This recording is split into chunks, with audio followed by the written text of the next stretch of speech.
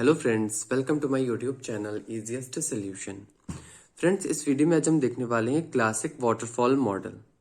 तो software engineering में बहुत ही इंपॉर्टेंट मॉडल है ये, क्योंकि ये सारे मॉडल्स का एज अ बेस काम करता है। तो ये बहुत ही इंपॉर्टेंट मॉडल है।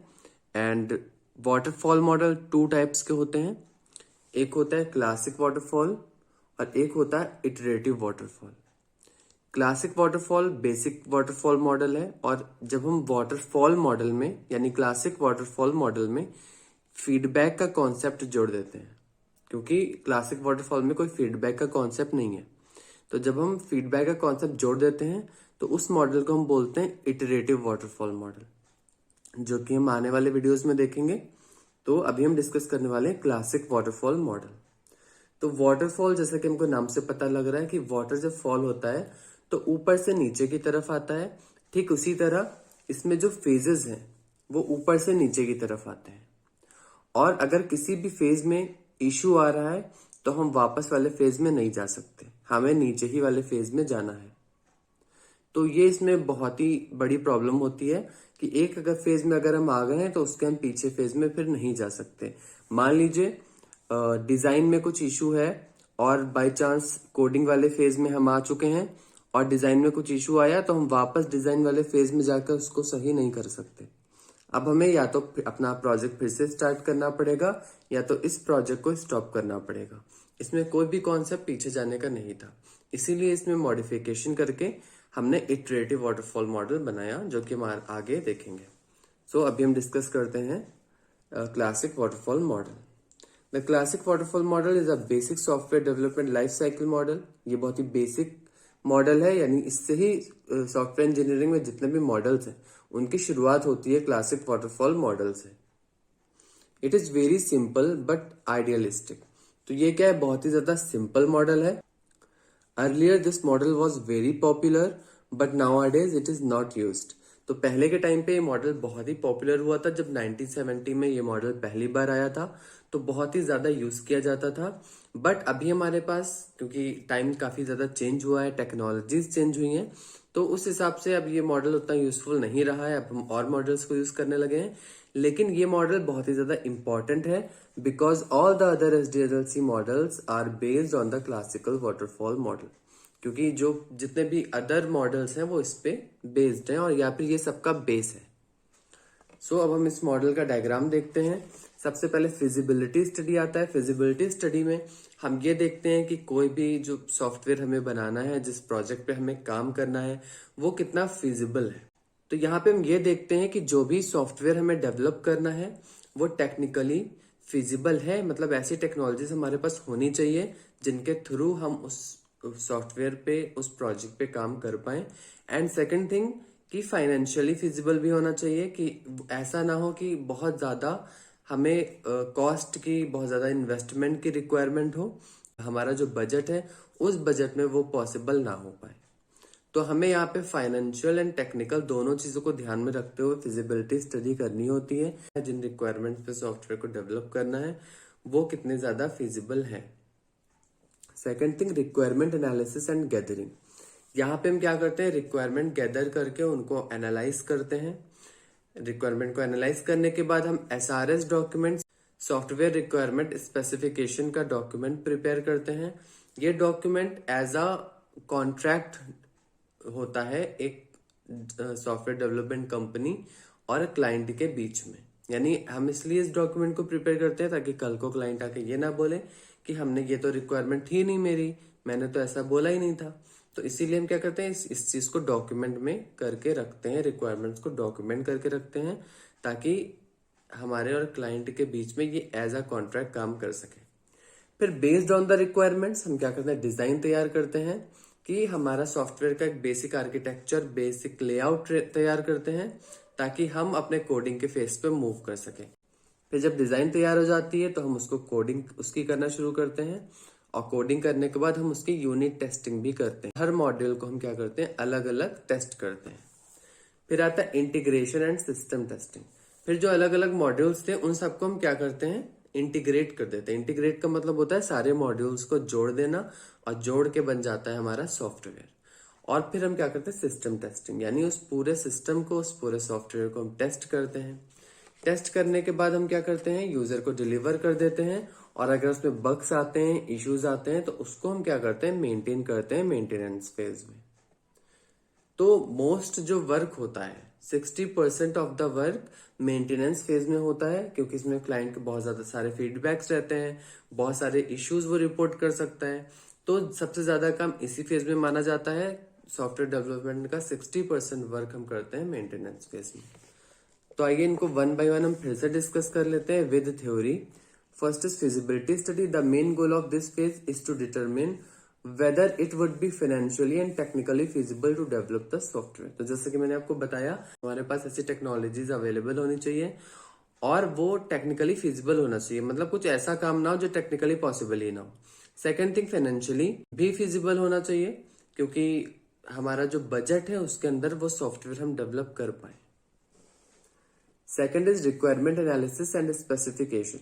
The aim of requirement analysis and specification phase is to understand the exact requirement of customer and document them properly.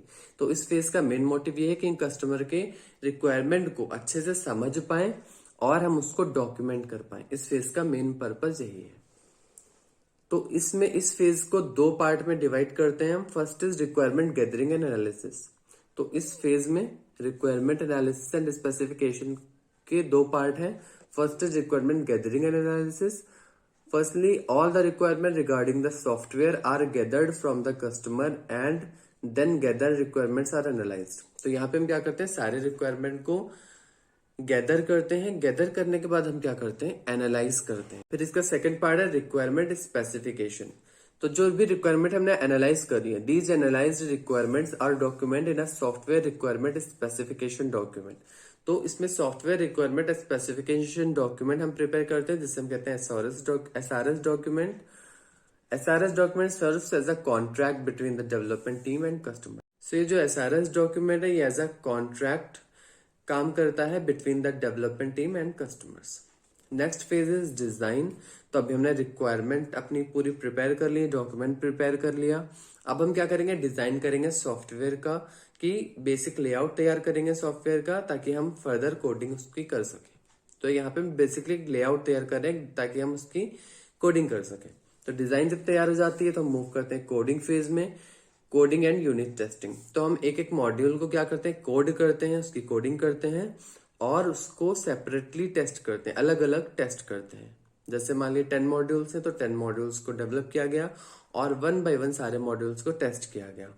फिर उसके बाद हम मूव करते हैं इंटीग्रेशन एंड सिस्टम टेस्टिंग। तो इंटीग्रेशन में हम क्या करते हैं, सारे मॉड्यूल्स को जोड़ देते हैं, क्योंकि अलग अलग सॉफ्टवेयर के मॉड्यूल्स को हम क्या करते हैं, इंटीग्रेट करते हैं। एंड उसके बाद जब इंटीग्रेट कर देते हैं तो हमारा एक सॉफ्टवेयर बन जाता है, और फिर उस सिस्टम को, सॉफ्टवेयर को हम क्या करते हैं, टेस्ट करते हैं। टेस्टिंग हमारी 3 टाइप्स की होती है, alpha testing, beta testing and acceptance testing. Integration of different modules are undertaken soon after they have been coded. तो जैसे ही मॉड्यूल कोड कर दिए जाते हैं, उनको इंटीग्रेट किया जाता है, और उनको क्या किया जाता है, इंटीग्रेट करने के बाद full working system is obtained and system testing is carried out. तो सिस्टम टेस्टिंग हम उसकी करते हैं। Next is maintenance. Maintenance is the most important phase in software life cycle. तो मेंटेनेंस सबसे इंपॉर्टेंट फेज होता है। The effort spent on maintenance are 60%। तो जो भी एफर्ट मेंटेनेंस पे डाले जाते हैं वो 60% होते हैं of the total effort spent to develop a full software. तो पूरा सॉफ्टवेयर जब हम डेवलप करते हैं उसके 60% एफर्ट हम किस पे डालते हैं, मेंटेनेंस पे डालते हैं। जैसा कि मैंने आपको बताया कि यहाँ पे वेरियस फीडबैक्स रहते हैं कस्टमर्स के, और जो भी इश्यूज कस्टमर फेस कर रहा होता है उसको हम क्या करते हैं, इसमें हैंडल करते हैं। सो अब हम देखते हैं advantages and disadvantages of classic waterfall model. So पहले एडवांटेजेस देखते हैं। Simple and easy to understand. तो ये बहुत ही सिंपल, बहुत ही इजी टू अंडरस्टैंड होता है, कोई भी इसको इजीली समझ लेता है। Phases are processed one at a time.